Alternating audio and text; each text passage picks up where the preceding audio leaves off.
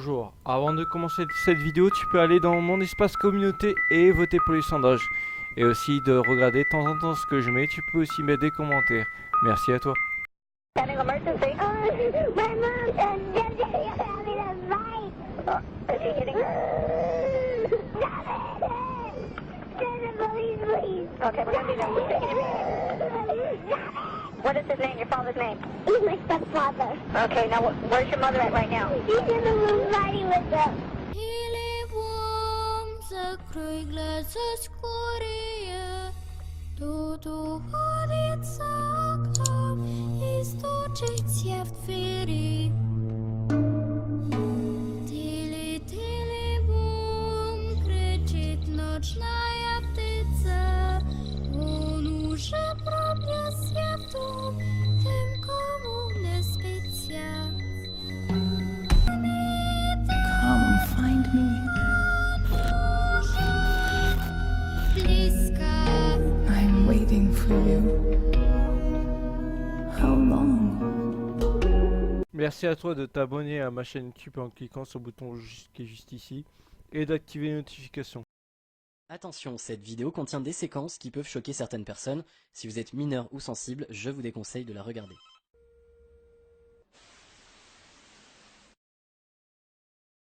Charla Nash, une femme de 57 ans, vivait à Stamford et avait été employée depuis peu par Sandra Herold. Ces deux femmes étaient devenues de très bonnes amies.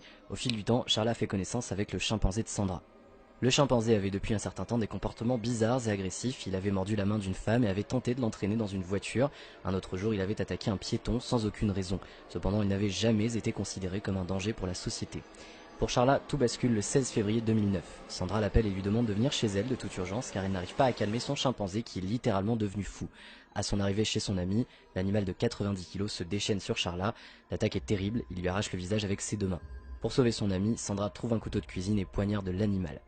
Voyant sa propriétaire qui tente de le tuer, le chimpanzé devient encore plus furieux et arrache les yeux de Charla. Sandra court alors appeler la police. Voici la conversation téléphonique qui a été enregistrée. Send the police. What's the problem there? The chimp killed my friend. He's killing my friend. Who's killing your friend? My chimpanzee. Hurry up, please. There's someone on the way.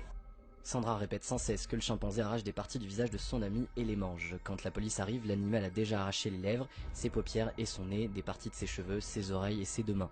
Il est presque trop tard, l'animal est abattu, mais Charla est dans un état très grave. Elle est complètement défigurée. Dans les 72 heures qui suivent, les médecins font tout ce qu'ils peuvent, même s'ils parviennent à rattacher sa mâchoire et sa tête, il leur est impossible de faire quoi que ce soit pour ses yeux. Charla a vécu cachée pendant 2 ans sous un voile qu'elle disait ne pas vouloir retirer pour ne pas effrayer les gens. En mai 2011, elle a reçu une transplantation complète du visage. La propriétaire du chimpanzé, Sandra Herold, est morte 2 ans après les faits. Paul Michael Stephanie était un tueur en série américain. Il était connu sous le nom du tueur en série à la voix larmoyante en raison d'une série d'appels téléphoniques qu'il a passés à la police. Cet homme, qui était mentalement déséquilibré, était envahi par le remords après chacun de ses meurtres. Il a appelé la police 3 fois après avoir commis des actes odieux sur Karen Potak, qu'il a violée et sauvagement tabassée avec une barre de fer, Kimberly Compton, qu'il a poignardé à plusieurs reprises avec un pic à glace, et Simmons, qu'il a éventré de 40 coups de couteau. Après chacun de ces méfaits, il contactait les gendarmes en pleurs en le suppliant de le retrouver. Son état mental est troublant et fait froid dans le dos. Voici l'enregistrement de l'un de ses appels téléphoniques. I'm sorry what I did to Compton. I couldn't help it. Don't know why I had to stab her. I'm so upset about it. Fire emergency. Please don't talk this listen.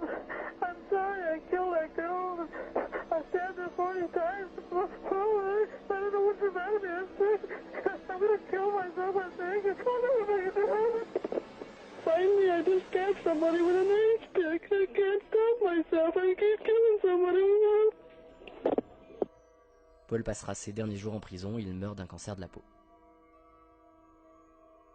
Jake Evans était un étudiant de 17 ans qui vivait avec ses 3 sœurs et ses parents dans le nord du Texas. Le 3 octobre 2012, il téléphone à la police tôt le matin et lui explique clairement pendant 20 minutes qu'il a assassiné sa famille sans vraiment savoir pourquoi.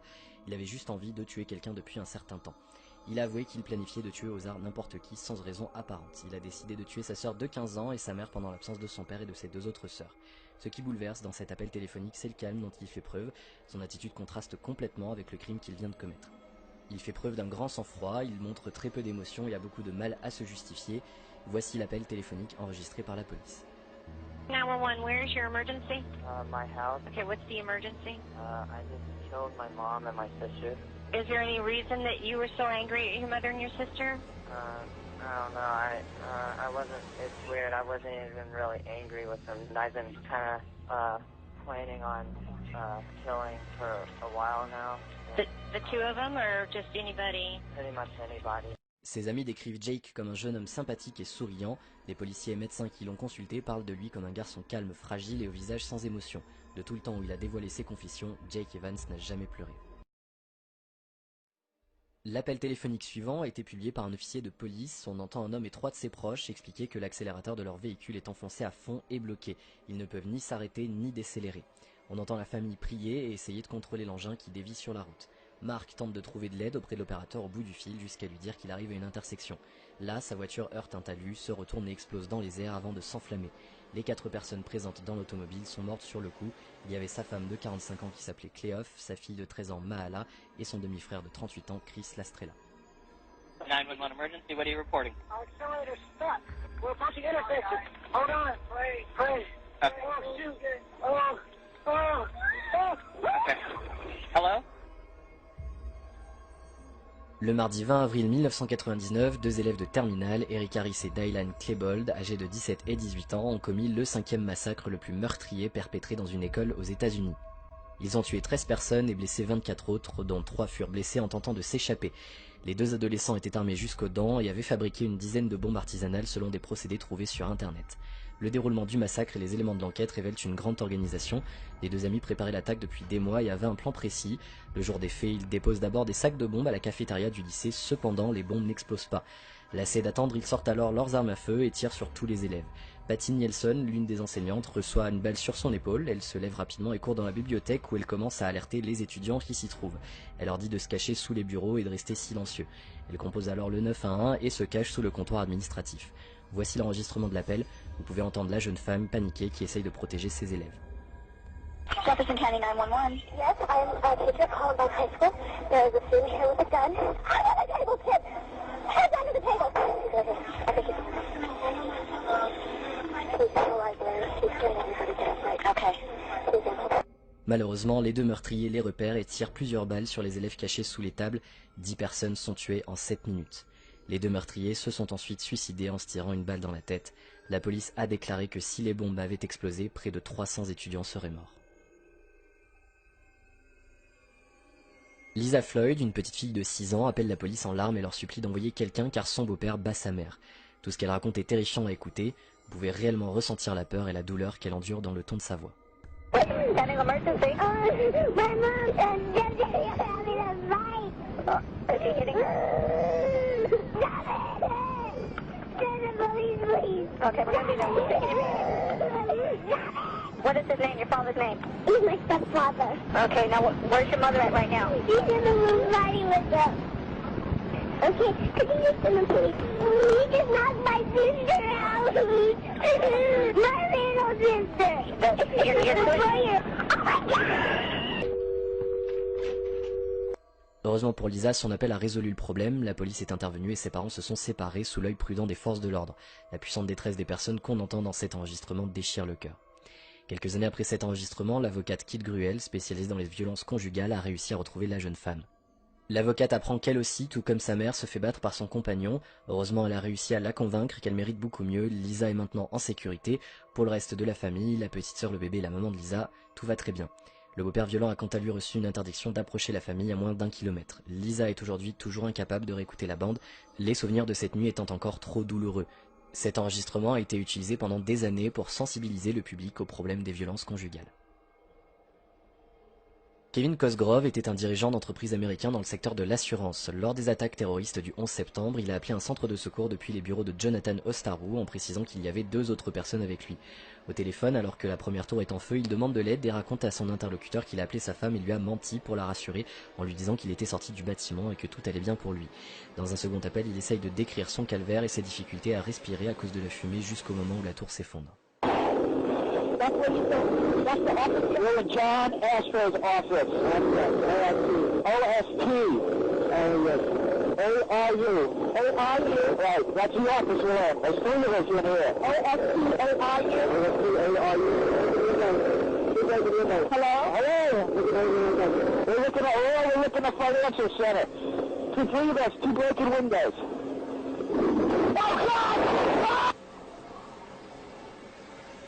Message number 100.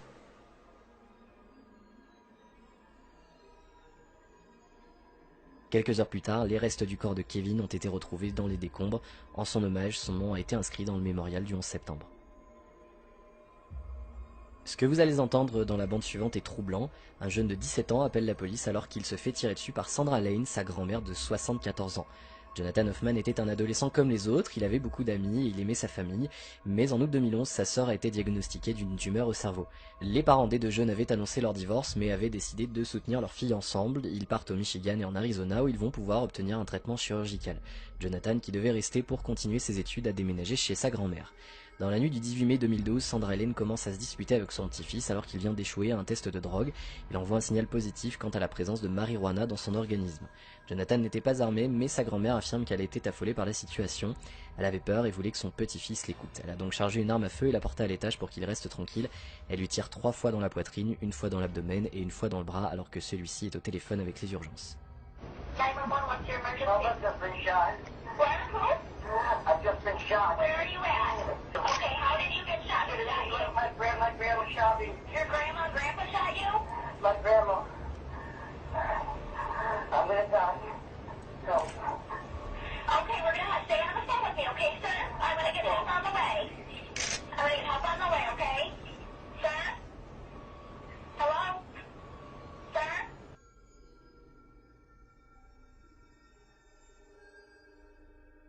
Hello?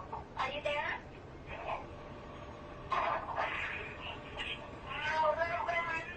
I got shot again. Oh, you got shot again? Are they still there?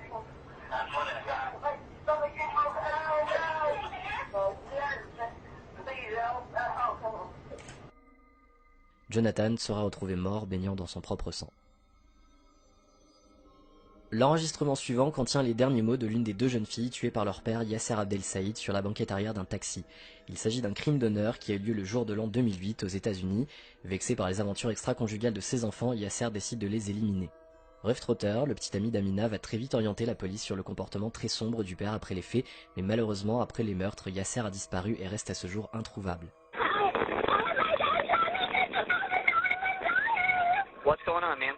I'm dying, that's what's up. Oh my God. Le 4 décembre 2014, Yasser a été ajouté à la liste des fugitifs les plus recherchés par le FBI avec une récompense de 100 000 $ pour toute information qui pourrait conduire à son arrestation. Une nuit d'hiver, la police reçoit un appel d'une jeune maman terrorisée. Elle contacte le 911 alors qu'un inconnu essaye de rentrer chez elle par la porte d'entrée. À ce moment-là, elle est seule dans sa maison avec son bébé.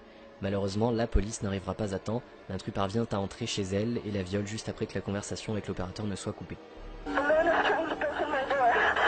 Where are you now? I'm at the front door and I'm upstairs in the bedroom. Is there anyone with you? No, just my baby. He's in the house. He broke through the door. He's here. He's here. Tell him you've got the police on the phone. I've got the police on the phone. Who are you? Why are you here?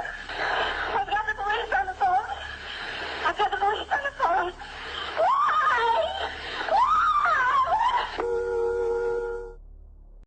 Est maintenant terminé, donc tu peux t'abonner en cliquant sur le rond et tu peux aussi regarder les vidéos qui seront affichées. Merci à toi.